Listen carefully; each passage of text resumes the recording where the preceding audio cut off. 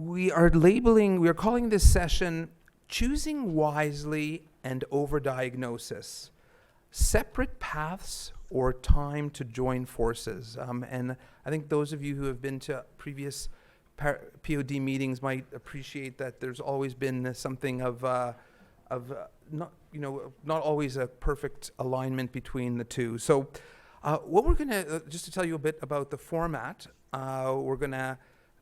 we've had a lovely meeting, all of the panelists.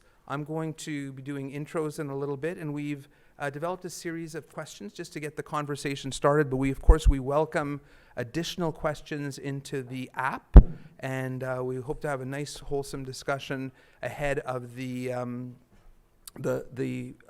cocktails and drinks and welcome reception that is going to follow immediately. So we've set two kind of global objectives for this afternoon's discussion. We're gathering insight from international experts in the domains of both choosing wisely and preventing overdiagnosis, and expertise in large health systems on the similarities and the differences between the two movements. As well, we're going to hopefully come to something maybe a bit practical and plot a path that will see improving appropriateness and limiting the harms of too much medicine, with both groups hopefully working together. So let me start by introducing our panelists then. We have joining us online from Toronto, Mr. Tai Nguyen. Mr. Nguyen is the founder and campaign director of Choosing Wisely Canada, an organization that is very well known to Canadian healthcare providers. And in that role, he has done a lot of the creative development and a lot of the implementation strategies. He's previously been with the Ontario Ministry of Health and Long-Term Care, and is known for his work as the director of the Excellent Care for All strategy. Also works at the University Health Network and runs the Open Lab Creative Network in Toronto. So we welcome Tai. Tai, you're looking ginormous here in the room, but we love that. It's like... Thanks, Eddie. I can't see you, but I'm sure there's a nice audience there. Just really quickly, a correction there. I'm a co-founder with Dr. Wendy Levinson of Choosing Wisely Canada. Thank you for that. And Dr. Levinson will be giving a plenary tomorrow. We also are very pleased to have Dr. Tin Kool with us today. Dr. Kool is the chair of Choosing Wisely in the Netherlands, and has developed a program and leads a program called To Do or Not to Do. He's trained as a physician and an economist, and is currently one of the principal investigators at the University Hospital in Nijmegen. The main research topic has been de-implementing low-value care. We are also really very pleased to have Dr. Verna Yu with us. Dr. Verna Yu is known to absolutely all Albertans. She served as the president and CEO of Alberta Health Services for several years, far longer than any other president and CEO.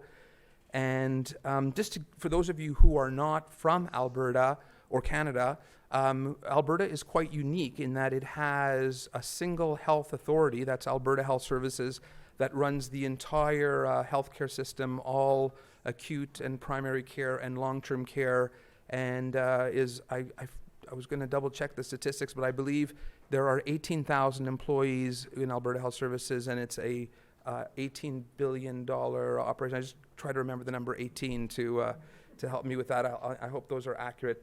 But on a personal note, we have of course come out of a very, very difficult period.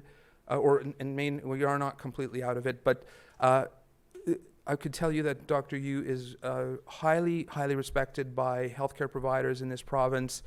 She led us through the most difficult periods, the scariest moments of the pandemic, with incredible visionary leadership and heroism, and we were all just glued to our TVs during the press conferences looking at the interactions between government and Alberta Health Services, because the provincial health ministry is different than Alberta Health Services, and I can tell you can be certain that she's very highly respected and admired in our province.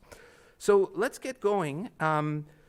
We've worked together to develop this series of questions, and we're going to do this as a bit of an environmentally friendly fireside chat without the fire, and rotate questions between our panelists. And I'll pose them, and I think we've allotted about 4 or 5 minutes or whatever it takes to give us a nice, thorough answer. So I'm going to begin with Ty. Ty, in the April 7th edition of the New England Journal, Dr. Elizabeth Rourke from Harvard raised some fundamental questions about the choosing wisely approach and its lack of impact after a decade of efforts. Would you mind summarizing these concerns and how Choosing Wisely Canada may see these criticisms differently? Yeah, thanks for that, Eddie. I actually have the paper in front of me. The title of it is 10 Years of Choosing Wisely to Reduce Low-Value Care. I think it's an important paper, not only because it's in the New England, but also I think it raises some really interesting point, not just about choosing wisely, but about efforts to try to disseminate guidelines and evidence into the healthcare ecosystem. I'll quote a few texts from the document. Choosing Wisely Canada was an immediate public relations win for the medical profession in 2012. And then it goes on to say, lists and publicizing them are not sufficient to reduce low-value care, and that most of these recommendations were toothless. And as a result, there's been very little change observed, right? And so I think that's a fair criticism, like I said, of any effort of this sort. And I agree with her that simply publicizing evidence is not enough, right? Like you have to do the hard work of mobilizing people, of supporting implementation. And while I agree, and certainly Dr. Wendy Levinson agrees with that sentiment, we also feel that this criticism of Choosing Wisely in particular, I think, applies perhaps to the US context. And as you know, Choosing Wisely is now a global phenomenon with many, many countries involved, including Canada. And the Canadian experience with Choosing Wisely, we've charted a different course as of 3 years ago. And that course is really very much about implementation. So we've invested significant efforts in developing tools and mobilizing the healthcare system to adopt these changes. Just to give you an example, we launched a program called Using Blood Wisely, where we invite hospitals to take this challenge of benchmarking themselves, essentially doing an audit of their transfusions and comparing those results to national benchmarks that we've established with Canadian Blood Services and with experts in the transfusion space. And if organizations meet the benchmarks, then we recognize them as a Using Blood Wisely hospital. And if they don't, they can enter into an improvement program with a number of tools and proven interventions that will help them meet those benchmarks. And surprisingly to us, within several months, many hospitals across the country sign up. And as of today, this is just maybe a year and a half into the program, we have over 200 hospitals across Canada participating, benchmarking, doing implementation work. And I say that just to give you an example of how you can go from evidence and guidelines to actually mobilizing and supporting the field to put these things into practice. And I think that's what you really need to make things happen and make change. And unfortunately in the US, which is the context for this paper, I think there are many complexities there with the fragmented US system and certainly a lot of opposing forces there that's made it difficult to focus on implementation. And I'm delighted to know that in a country like Canada, where we have still fragmented, health system, that we're much more organized to be able to do those types of things. So I think I'll just pause there. That's fantastic, Ty. And again, to the people gathered here who are viewing online, if you have comments, thoughts, feedback, questions, put them in, and maybe after the first round of questions, we'll take a break and look at those. So now for Dr. Kuhl or Tin. Historically, choosing wisely and preventing overdiagnosis have evolved on somewhat distinct but parallel paths.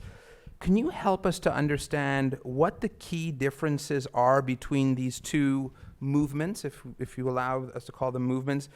Do you see threats to these differences and opportunities for alignment? Thank you, Chin. Yes, thank you. It's always a pleasure to be in an English-speaking country, because then you will be presented as Dr. Kool. In Dutch, kool means cabbage, so there's less spectacular. I'm not an expert on the preventing overdiagnosis movement. I've been, this is the third time attending a conference. I've been in Copenhagen and in Sydney.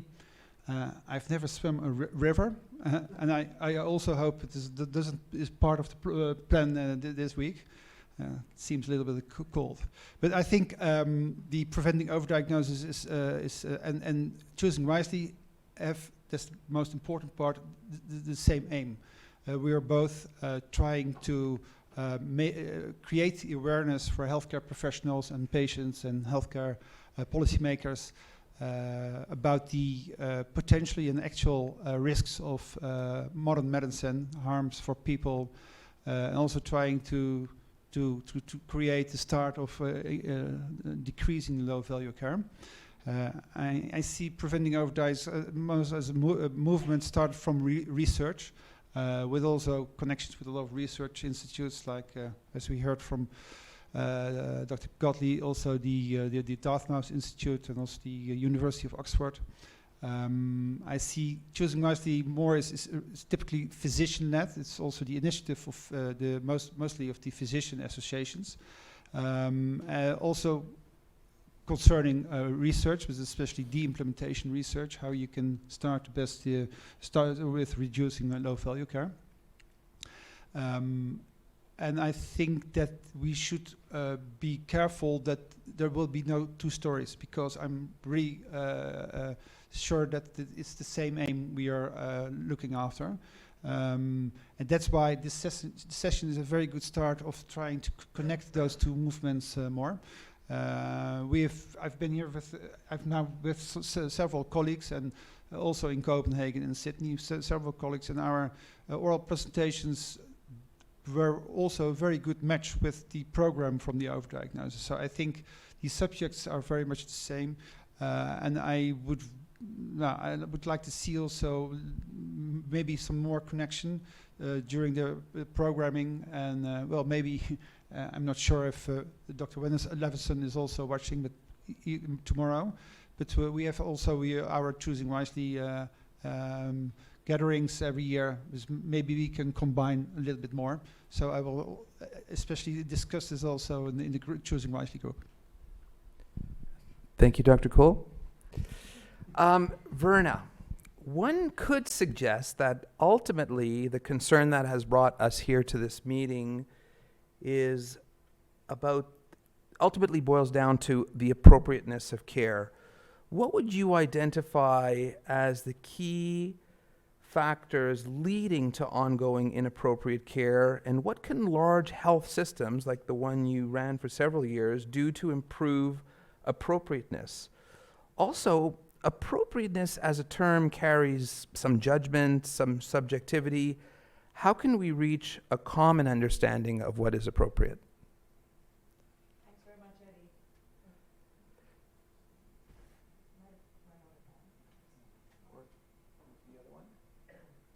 Everyone can hear me? Oh, there you go. All right, well, thanks very much, Eddie, and really appreciated the invitation to be here with you today. Just a few corrections. There's 100,000 people in Alberta Health Services. I think Calgary alone is about 30,000. 30,000? Eddie, and I just said to Eddie, he just gave me the hardest questions. I don't know why that's the case, Eddie, but let me see if I can try to address some of it. You know, appropriateness of care is actually, in my opinion, one of the main solutions to long-term sustainability for any healthcare system. That was actually how we sold Connect Care. Connect Care is the province-wide electronic medical record system that we are well about halfway through the launches, and was one of the major reasons why we actually got support after trying to get support from government for about 15 years. So some of the key enablers in my mind about how we move the conversation of appropriateness. The first one is really about what is the vision for healthcare systems globally in Canada and beyond. You know, when we think about many health systems where financial constraints are one of the major issues, you know, they often look at return on investment. They look on a financial definition of what it means to run a healthcare system. I would put forward to you that what we need to do as healthcare systems is to look at values-based healthcare. Because values-based healthcare actually goes beyond the finances to look at more of a societal definition of what the value of healthcare is to all of us. So it is about quality. It is about, obviously, absolutely about cost effectiveness, no question about that. It's about equity and it's about feasibility. And so if healthcare systems can adopt a values-based system, then appropriateness of care is actually automatically embedded within what each healthcare system is wanting to achieve. When I was leading Alberta Health Services, one of the things that we looked at was how do we actually build appropriateness of care within the system so it's not just seen at the side of the table, that it actually is part of the functions and the accountability of everybody that works in a healthcare system. And so what you really do need is you really need a system-wide integrated approach with key partners going beyond the healthcare system. So when I think about internally within the health system, you need to make sure that you have at the table organizationally people like the clinical leaders, like the operational leaders. You need physicians at the table. You need the quality councils. You need patients and families at the table. So you really need core, expansive clinical networks, the public within the system that can help drive the appropriateness conversation. And then external to the system, you need partners like the colleges, like the medical associations, you know, advocacy groups to actually drive the conversation. Because when we think about appropriateness, it's not just about the health systems that has to lead it. In fact, it has to be the patient who leads it. My third enabler is really, and I kind of mentioned this already, is that you gotta have the tools, you have to have the data, the information to be able to make it easy for clinicians to do the right thing. And without that, no wonder it's taken 10 years and we're still struggling about how to actually make appropriateness. But you know, that's why I'm really, really proud of the Connect Care rollout in Alberta, because embedded within this electronic medical record system is gonna be a game changer. Because what it does is it actually puts patients in the center of their healthcare journey. They are the ones who actually are gonna be informed. They're gonna have the tools, information. And for the clinicians, you're gonna have the clinical decision support tools to help guide you, to help support you into the many different things that you're being asked to do as clinical providers. And without that type of infrastructure, we are going to continue to struggle on how to roll out appropriateness.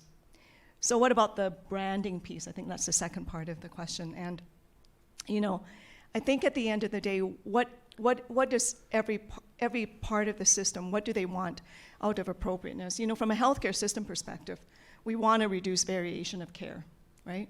We want to ensure that no matter where you live in Alberta, where you come from, who you are, that you receive the same good standards of care. From the clinician, they want best outcomes, but you got to be pragmatic about it. You know, you think about all the information, think about COVID and the pandemic, you know, the information overload that we got, and that was just over COVID, you know. Think about all the diseases, all the different chronic illnesses people have. How can you manage to keep up? You can't. So we need to rely on having these tools in place for clinicians to help guide them to be able to, you know, be informed about the right decision, and you have to do it with the patients in the center. And so from a patient perspective, what do I mean by appropriateness? We have to be able to talk about it in a way that actually makes sense for the public. We have to be able to bring the patients to the forefront and really ask them, how do you think about appropriateness? How are you going to brand it? Obviously, in the Netherlands, you branded it in a very nice way, just hearing what we said. And, Alberta, we tried to brand it and calling it something called Right Care Alberta, because it's about the right care, right? The right care by the right professional, the right time, the right services, and with the right data. That's nice, simplistic, but I think that each location, every jurisdiction is going to think about within your context and your geography, how are you going to be able to brand in a way that resonates, not just with the clinicians, but also with the public, because at the end of the day, long-term sustainability for healthcare requires the patients to be driving their healthcare journey. And I think with that, I'll pass it back to you, Eddie. That's fantastic, and thanks to the three of you for your response. Thought maybe we would take a little pause. We've heard about choosing wisely, the choosing wisely track record in different countries, the differences between preventing overdiagnosis and choosing wisely, and Dr. Yu's contributions on appropriateness and branding. Are there any questions that we can use the portable mic on that people want to react to, or thoughts? Or anything on nothing coming in on the chat? Yes, we've got, I think it's Dr. Wilt, yes. Hi, thanks, Timothy Wilt. I'm a primary care physician at a Veterans Affairs hospital in the United States, and so it resonates with me a little bit hearing about your rollout of your electronic medical record and the integration of care across systems. I think there's been some very good things in the VA, but then also I share a couple of speed bumps, so to speak. And that is, as you mentioned, the overwhelmingness of what electronic medical records can do. They can both dump stuff in and overwhelm you, and then they can really have an ability to kind of find things. The one other aspect is, as you look at appropriateness, the thought of where you find something to de-implement or de-prescribe is one of the talks for later on. Because so much of these reminders and appropriateness of care are doing more. And in the theme of this conference, what about trying to figure out ways to appropriateness? We're really looking at inappropriate care, because typically they're just turning off a reminder or making and I would encourage you to think about making reminders smarter rather than just them being, let's say, everybody over 50 or something like that. To bring the ones you want, push them out, and pull back the ones you don't. And maybe you have some reaction to that long-winded statement. Thanks, Tim. Verna, would you like to respond? Yeah, those are really, really good points, and absolutely agree with you that EMRs can be absolutely overwhelming and contribute to burnout, I think, as you've stated. I think the key to success in some of these implementations is to actually make sure that it's in the hard fixes, so that it's actually not so much that you get a choice, but that it's built into the system. So I'll give you an example. For choosing wisely when it comes to laboratory tests and unnecessary lab tests, when we rolled out in Edmonton in 2019, we embedded within the system, within the lab rollout, we actually removed the tests that were felt to be unnecessary. Doesn't mean that you couldn't order it. Yes, you could. Took extra effort. And what we found is that over the course of the year, from 2019 to 2020, so just at one hospital site, University of Alberta Hospital, which is our big university quaternary unit, we went from 25,000 tests a month to 12,000. So what does that translate? I don't know clinically in terms of outcomes. I don't have that data. But on a financial basis, what it meant was that over that period, it saved about $5,000 a month. If you extrapolate that across the province, which we are intending to do, you're going to be saving about over $2 million per year just on this one activity. So think about the power of the benefits realization when it comes to that. But it has to be some, absolutely there's got to be the choices, the reminders, all those types of things. But if it's a no-brainer, then let's make it a hard fix so that it actually does result in these types of results. Thanks, Verna. Arnab, do you have a question? Hi, thank you, Dr. Yu, Dr. Kool, Dr. Hun.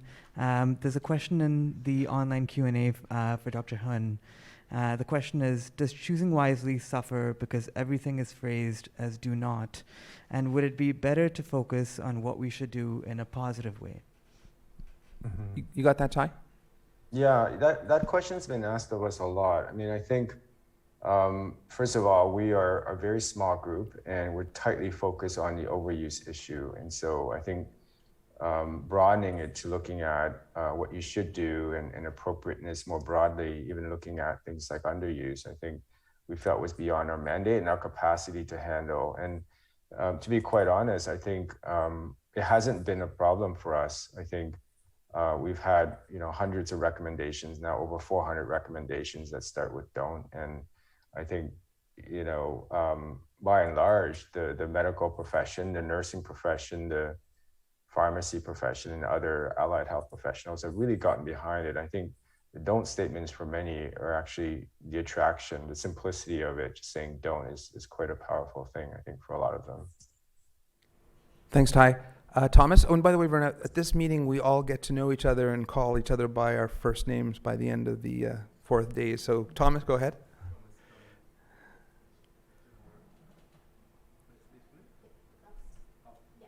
Okay.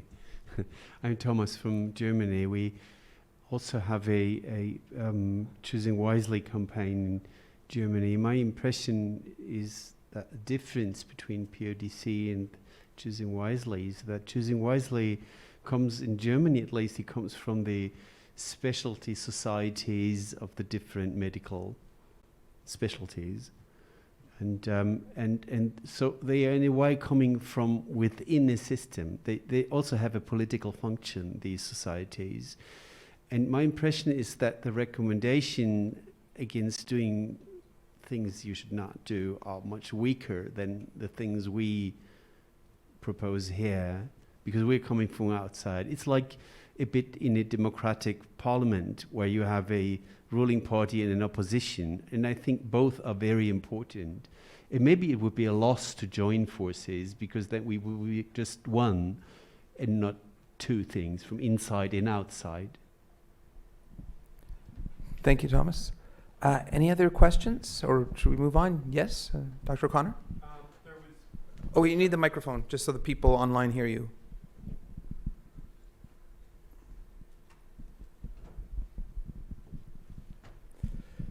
Just to that last point, there was a study many years ago about utilization guidelines, and there was a view that specialty societies were very good at making recommendations to decrease utilizations in other specialties, not theirs, right?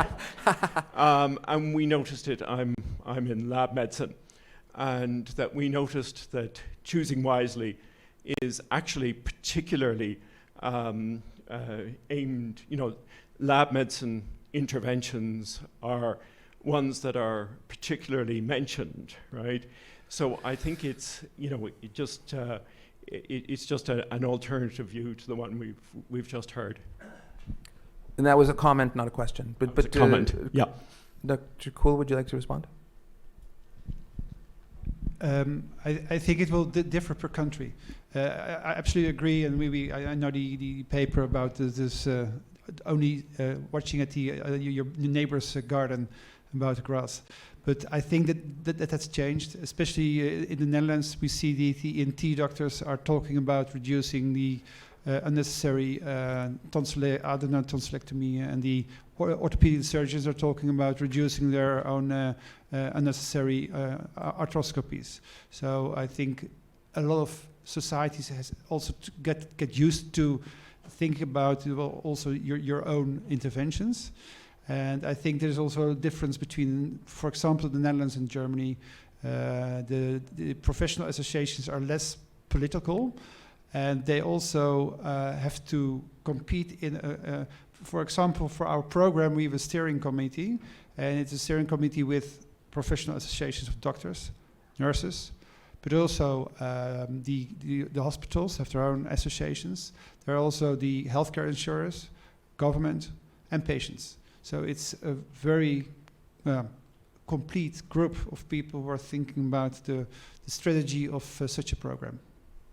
Great. Okay, well, that's actually a good segue to turn things back to Ty, who's got the next question, which is that the Choosing Wisely Canada paradigm works collaboratively with physician groups and implementation experts to achieve meaningful change in healthcare delivery. Yet, there are certain taboo areas that are unlikely to become the focus of Choosing Wisely recommendations. What do you think would need to occur in our health system or in health systems for that problem to be overcome, if it should be? I think it starts first with leadership from the societies, right? And I think it builds on an earlier point about how political that process could be depending on the country, especially so in the US. I think it's less so here. You know, to give you an example, and I think it was just mentioned by Tan there about knee arthroscopy, right? Like we've known for a long time that, you know, the evidence is pretty strong against doing that. And yet, when you look at the US list for orthopedics, and it was criticized really widely in the early days of Choosing Wisely that surgical items, particularly those that have big price tags attached with them due to the overwhelming incentives of fee-for-service, that these items were not on the list. Here in Canada, you know, we work very closely with the Orthopedic Association and their partners, and they put that on the list. You know, knee arthroscopy is on the orthopedics list. And so it takes leadership from the profession, and we try to work with them and encourage them to take these bold, you know, actions. But, you know, once they do that, other actors have to step in. So in Ontario, for example, once that happened, the Ontario government began to put some tighter restrictions on the fee schedule around arthroscopy, and that further disincentivized, you know, those types of actions. So it takes, you know, medical leadership, you know, clinical leadership, and it takes sometimes broader kind of policy changes for some of these taboo areas to be dealt with. And so, you know, it's many players at different levels have to get involved.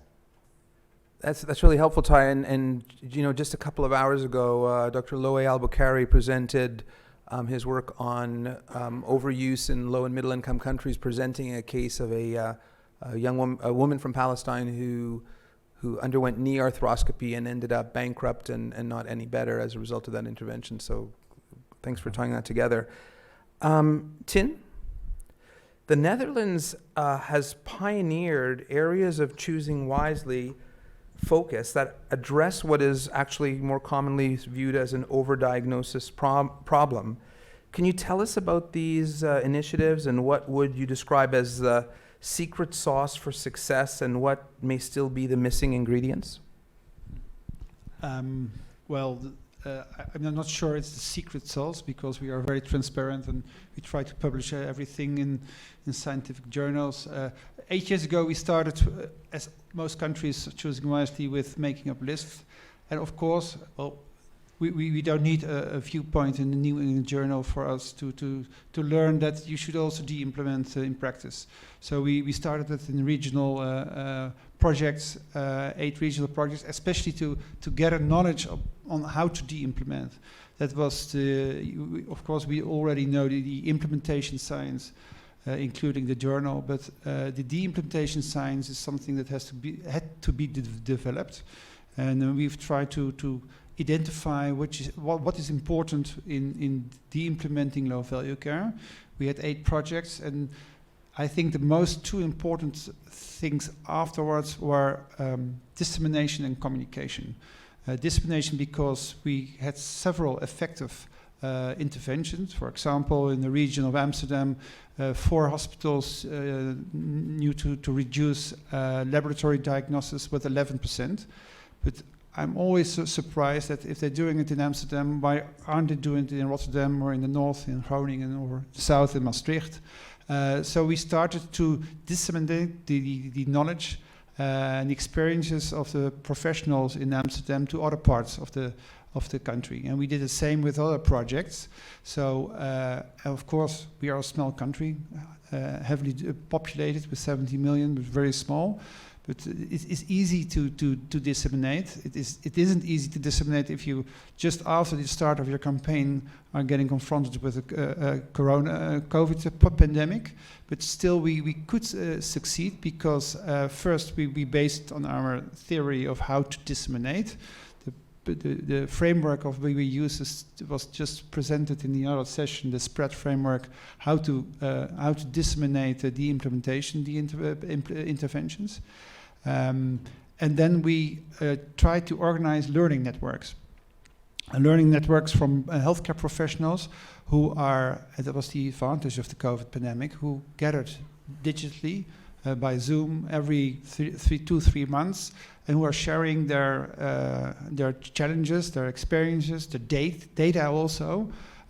For example, the laboratory diagnosis, what I told you about, now 20 internal doctors, but also nurses and also business controllers, because they have to gather the data, are gathering with them in sessions and are discussing to them about how to improve. And that we do also on other subjects. So we trying to disseminate and we're stimulating that, but still we are now busy 2-3 years. We have to be patient because it's all about changing behavior, and we all know that it is really a challenging job to change behavior of healthcare professionals who are used to do something very much time. But it's the dissemination is a very important ingredient. And the other important ingredient is also communication about what you're doing, because you want to involve also the public and the policymakers. And we think also that sometimes you used to have also some little bit a shock in publicity about low value care, about public realizing that not all healthcare is of value. Last Friday, we published a paper in a scientific journal, BMC Primary Care, about the do not do list for GPs. We selected at the end 30 recommendations. Together with the GP associations, we published it in a journal, but also we asked one of the national newspapers to write a story about it. We had one page, on page 3, only about this topic. We had the 8 o'clock item about this with the Minister of Healthcare talking about the do not do list. So we have a lot of things going on in publicity that helps also to have a public debate about low value care. When we started 8 years ago, we also published a do not do list for a medical specialist. We had also a lot of publicity, but then it was a little bit almost aggressive also from the professional societies against us, because we were dealing with their guidelines. And I thought, well, we had made a lot of progress, because now we are getting a mature debate in the Netherlands about how you can do it, and especially how you can involve the public. And that's why also we worked a lot together with one of the major websites in the Netherlands. It's called homedoctor.nl. And that is the information website of the GP Association based on guidelines.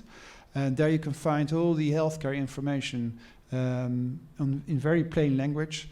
It should be understandable for most of the inhabitants of the Netherlands. And we are sure that that is a very, very important piece of the puzzle to reduce low value care, in involving the public and trying to take them with us in this movement. Great insight. Thank you, Chin. We've got one more question for Dr. Yu, and then I'm just going to open up to the panelists to see if they have any other thoughts or comments, and then go back to the audience. So, Verna, overdiagnosis has been described as a pervasive and rampant harm in healthcare and as a major threat to healthcare system sustainability. Given that overdiagnosis often stems from highly entrenched practices and is often driven by financial incentives, what do you see as our most effective strategies to mitigate the harms and costs of this problem? Thanks, Eddie. Sure. There isn't one strategy. I think it has to be multi-pronged, first of all. Physicians account for about 70% of healthcare costs to any system. So if you think about it, let's just focus on the docs for a second. Just want to follow up to what Ty was talking about earlier. You know, when we talk about physician leaders, I'm talking about all physicians. I'm not talking necessarily about physicians who have leadership titles. I think it actually involves all physicians who are out in practice. And I've always been fundamentally, I believe that it's better if we control our own destiny than to have others control it for us. And so if we don't do something as a profession, it's coming down the road. So wouldn't we rather be well-informed, use evidence, feedback from stakeholders, our patients, about what is the right thing to do going forward that would improve health outcomes for Albertans, Canadians, you know, everyone in the world. So I fundamentally believe that we need to incent our profession to be doing the right thing because it's the right thing to do. And so it's not just about leadership, it is actually about every single physician. And one of our struggles, I know, and not just in Alberta, but in Canada, is that sometimes the docs don't necessarily see themselves as being part of the health system. Why not? Well, they run small business practices, they've got their autonomy, but health system belongs to every single one of us, at least in Canada, where it's publicly funded. We all have skin in the game. And so I just would plead with all physicians that this is really important for us, important for our children, our grandchildren. If we want the type of healthcare system that we, you know, have the privilege of practicing in going into the future, then we need to invest time to ensuring that what we do matters. What we do is the right thing to do, and it is up to us to decide that. And I just really want to plead with all the docs. So I'm sorry, Eddie, I'm not going to be able to answer your question about one effective strategy, but I mean, and you know, from a health system perspective, as I said before, we have to make it easy for practitioners to do the right thing. You know, we have to invest in that. You know, when we give lists to people and expect them to follow up, we totally negate the issue around change management. How does it change the process in your office when you see these patients? What's the workflow changes? I mean, how are you going to get other people to be involved? How do you actually even know you're making a difference? You know, it's all of that we need to be able to link together, work together, and get the information to you so you actually know what you're doing. And that's the power of the data. So I think if there's one strategy, Eddie, maybe I'll just turn this back on myself, is that we actually need the infrastructure and the tools and supports to be able to practice fully informed and knowing what we need to do is the right thing to do. So pass it back to you. Thanks for that, Verna. Just opening it up to Tin, Verna, and Ty. Any additional thoughts, comments that you'd like to share, or even maybe questions that you have for one another? Yeah, I just want to pick up on Verna's earlier point about systems and how they impact overuse and the recurrence of it. I mean, we tend to think about, you know, evidence and like these things in terms of evidence and like conscious decision making on the part of a clinician. When in fact our own experience with choosing wisely suggests that a lot of overuse is not a conscious decision by clinicians. They are guided by patterns of behavior that are shaped by the systems within which they operate. Just to give you a few examples, going back to blood, right? Like one of our recommendations is transfuse 1 unit of blood instead of 2 units. That's what the evidence says. But a lot of hospitals, you know, in their ordering, always couple 2 units of blood, right? Whenever blood is ordered. So that needs to be undone, right? When hospital system, whenever you order a PT or INR, it's coupled to an APTT test, right? And that shouldn't happen, but it's coupled in the back end, right? So, or, you know, when the CK is ordered, when troponin's available. So a lot of these things are happening within, they're baked into our systems. And so a large part of it is really undoing those things. And that's easier on the clinicians to undo these things, to Verna's point, to help them do the right thing, as opposed to having these things perpetually forcing them to do stuff that aren't following evidence and guidelines. Thanks, Ty. Anything else from, and what about anything from the audience? Yes, Kirsten.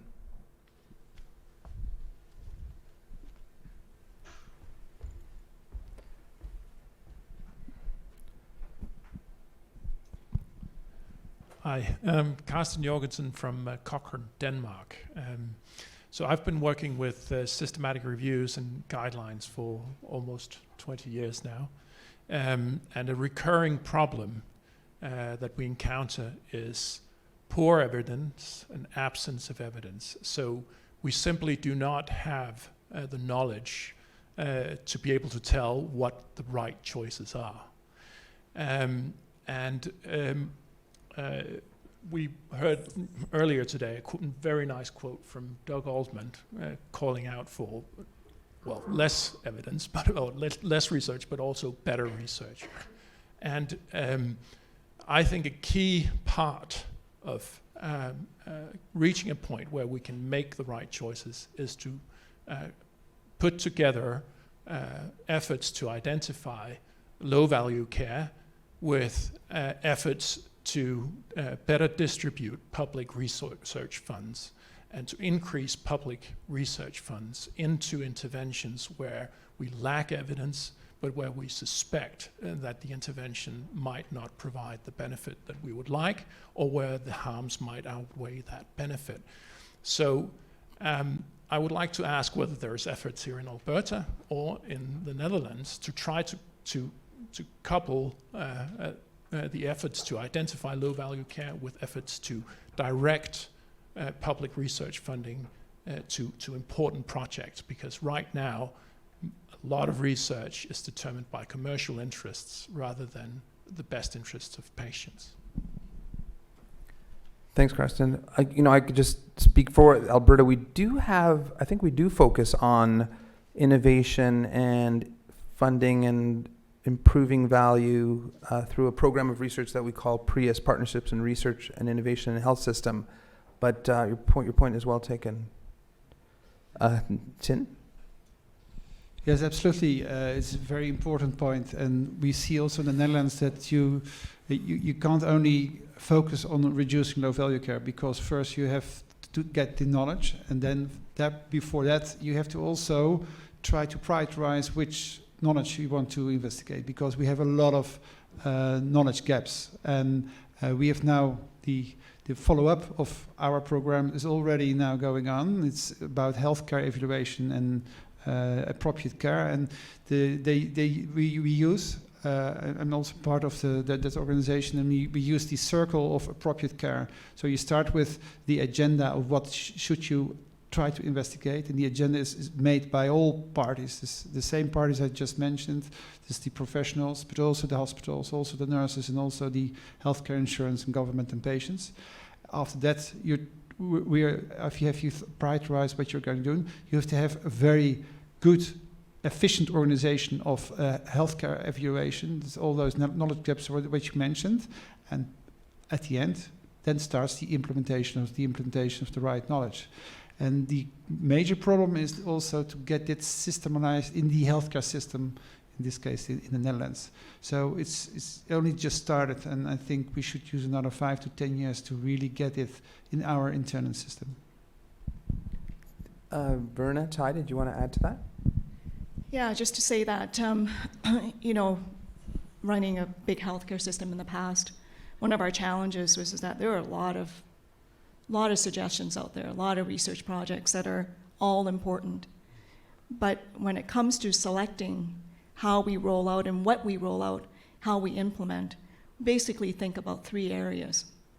One is really about feasibility. Can we actually do it?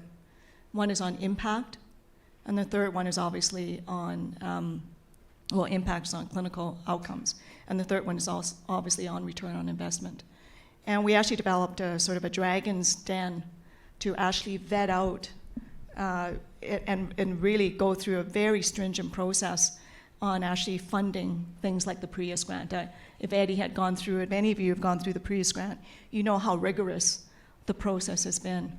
And we've actually gone beyond the PRIUS grants. We've actually now taken successful PRIUS grants, to actually now do health impact innovation grants, and that actually is about scale and spread. So yeah, it may have worked in Calgary, but now we're actually going to the rest of the province, and so we've got another step beyond those initial, sort of pilot programs to see if we can do scale and spread beyond. But it's not easy to actually have to get that. But my suggestion is that, it's really important to understand what is important to the health system. And, so some initial data that shows you, the impact piece. We know our number one cost in the healthcare system, in acute care anyway, is labor and delivery. We know it's cardiovascular, we know it's chronic COPD, so those three right there, account for the vast majority of hospitalizations. And so even starting with that, you kind of can pick, areas in those. And the other thing is that it's very important to have the return on investment. I know I talked at the beginning about how we try not to use that as our financial definition, but return on investment is really, really important for us. And for the Prius grants, I know Eddie would know, if you don't reach your milestone after your first year, we stop the funding. So we're really clear on the milestones, and so you have to be fairly succinct on your proposal to make sure that you deliver. So it's not easy research to do. It's really hard research. It requires a lot of people at the table, but it is so rewarding, because when you can scale and spread across a province, across a state, across a country, you're making an impact. So, kudos to all of you who are doing this type of research. Thanks, Verna. Other questions or thoughts from the audience? There's some hands up. Yes. Do you need a microphone? Right there. Thank you, Marcella. By the way, Marcella's been key person helping us at the U of C CME office putting this meeting on. I've really appreciated all the comments I've heard today. My name's Shelley Huang. I'm a surgical oncologist at Duke University in the United States. We deal with a slightly different issue that hasn't been broached yet, and that is when the patient doesn't want to follow the evidence. And one example would be just getting whole body scanning because they think that's a good way to screen for disease. And in the absence of data, or maybe sometimes even in the presence of data, how have you dealt with this issue, both in the Netherlands and in Canada?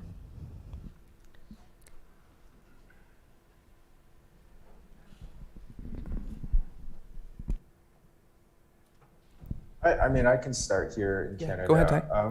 Yeah, not very well. I think it's overwhelming, the amount of misinformation that's out there, and it's coming left, right, and center. And we saw that during the pandemic, with how much online misinformation and its spread can be so detrimental. And we just simply do not. We attempt to do various things. We put patient materials, we craft, large numbers of patient education materials. We work to put posters up in clinicians' offices. We blast stuff out through social media, et cetera. But it's a drop in the bucket compared to the vast amounts of misinformation that people are getting through various sources. So I'm not sure I have the answer for that. I think it's a societal issue. It's even beyond medicine, beyond healthcare. I think it's a threat to democracy, period. So I really don't have any answers, just to say that it's complex and it's well beyond what we're able to do to address. It is absolutely also a problem in the Netherlands, and I'm also convinced that, as I told before, trying to educate patients, and in most cases, if we're talking with especially the GPs in our country, they are willing to start a conversation with the patients, and sometimes you have to convince them. But we have also, not only we have to seduce healthcare professionals in starting this, but also give them enough space to have also some patients that you can't convince. So sometimes you have those patients who, not that many total body scans, but for example, younger patients with stomach complaints who want a gastric endoscopy, have several projects in the Netherlands of trying to reduce that, but GPs also said with some patients, I can't solve this because they just want they had in their head. So we can't reduce low value care to zero. You just have to think about a decreasing line and hope that you have also a lot of time. And at the meantime, try to educate patients. And I'm sure if you give patients the right information, most of them will choose the less invasive and the less harmful option. That's a really, really good question, and I would agree with everything that's been said. You know, I think I'm a pediatric nephrologist. That's my clinical life, and so you know, Dr. Google is the bane of our existence, right? Families come in and they already have the answers, and it's a matter of having that discussion with you about whether you agree with them or not. But you know, I think that a lot of this actually really revolves around the patient-physician relationship. Right? I'm pretty prepared to spend time with people around what their misconceptions are. I have known websites that I send them to because if you Google, you know, IgA nephropathy, what's going to come up, number one, number two, is going to be the worst case scenario. We know that. And so, you know, certain number of websites that are there. And so it's really about working with the individuals and the patients and having that discussion. But I think one of the things that we also need to understand is that we need to put ourselves as best as we can in the patient's shoes. You know, the anxiety that someone may have from a chronic headache because they're worried about a brain tumor, maybe they should get a CT scan. I'm not saying they should. But I think sometimes we are so set in our own ways about what we believe that we're not really listening. And I would just really encourage everyone to really listen to the real root cause of why is it that they want a total body scan. Try to get there, understand where they're coming from, and you know, cross your fingers. But it's a tough thing. But you know, the more that we can educate the public and improve health literacy, COVID has shown us that people can learn about. I mean, go figure. I mean, how many strains of influenza do you think the public really understands? None. And yet here they know Delta, Omicron, and now you've got Omicron Delta, and so on and so forth. So you know what? People can learn and they can understand, but we've never challenged them to doing that, and we need to start doing that. Great discussion. Thanks to everyone. Is there another? I think we have time for maybe one more question. Yes, over there in the back.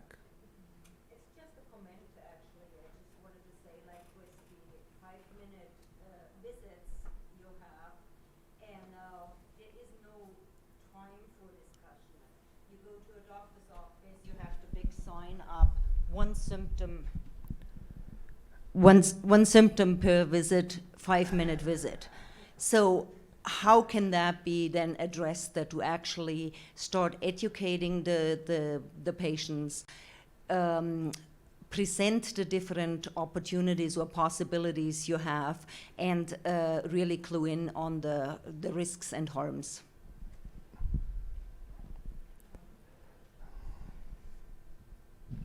You're absolutely right. I mean, there are some constraints that are on our practices that we don't have the luxury of doing that. But again, there are root causes as to why we shouldn't be doing that type of practice. You know, there are funding compensation models that could better incent the ability to spend time with chronic diseases.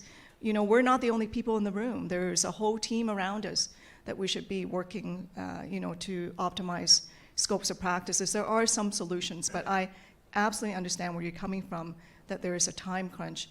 But you know, sometimes you have to invest up front. You know, you know, when we were talking about patient family-centered care in Alberta Health Services, and one of the challenges for me that people would say to me is that, you know what, I just don't have the time. I don't have the time to get to know people. Well, you know what, if you actually spend that time up front, you are going to save time later on. And it's really important to understand that it's not just one interaction, it's a series of interactions that hopefully will garner that relationship.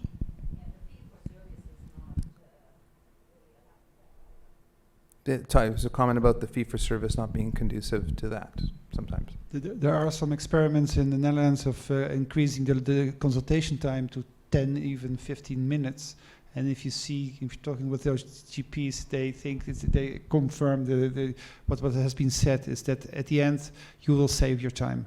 But of course, first you have to convince also the healthcare insurers that you get the room, the space, and the money for enlarging it. Is there maybe one final question? Arnav, was that from the online? Yes. Okay, let's maybe we'll draw things to a close with one of our online participants. Hi, my name is Arnav Agarwal. I'm from McMaster University. I'm a general internal medicine fellow. Thank you for the valuable insights. This is a question from the online platform. So you mentioned the efforts to invest upfront in patient care, and the question is along a similar line. A lot of our discussion today has been focused around how do we teach doctors to do things that they're doing that they maybe shouldn't do.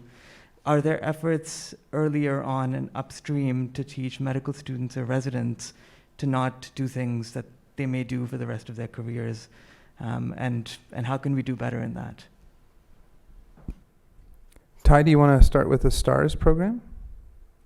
Yeah, we do have programs. I mean, we recognize early on it's important to invest in training and education of the next generation, right, of clinicians. And so our STARS program, for example, is grassroots. We work with medical students across all 17 medical schools across the country to support them and to help them learn about choosing wisely and resource stewardship, and then for them to create, interest groups, et cetera, at their own local institutions. We work with the Royal College and others to really make resource stewardship an important part of their processes, et cetera. So I think there's a number of things that you can do, and we're only beginning to scratch the surface in that regard. I'm sure Berna and Tan have other ideas as well in their own jurisdictions.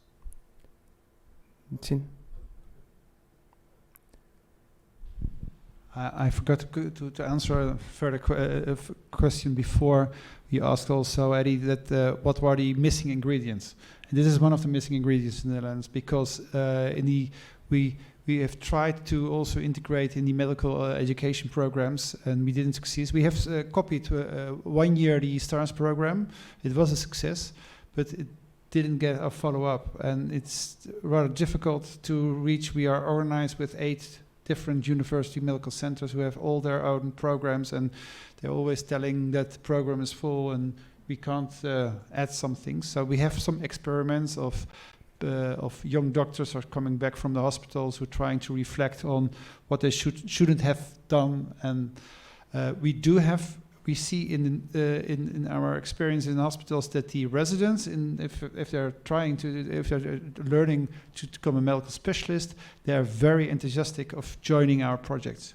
And we have now also produced an e-course on to do or not to do on appropriate care, and especially for medical specialists and residents. And they are very enthusiastic about joining and telling about their projects. And so we hope that at the end, in 5-10 years, it will also spread. Verna, would you like to have the last word? Nothing, just to say that it has to be throughout the continuum. I think it can't just be medical students. It has to extend into residency and then in practice. And there's got to be that feedback loop that gets back to them. Well, that, I think, brings us to the end of a really rich, wonderful discussion. A big thank you for our 3 panelists.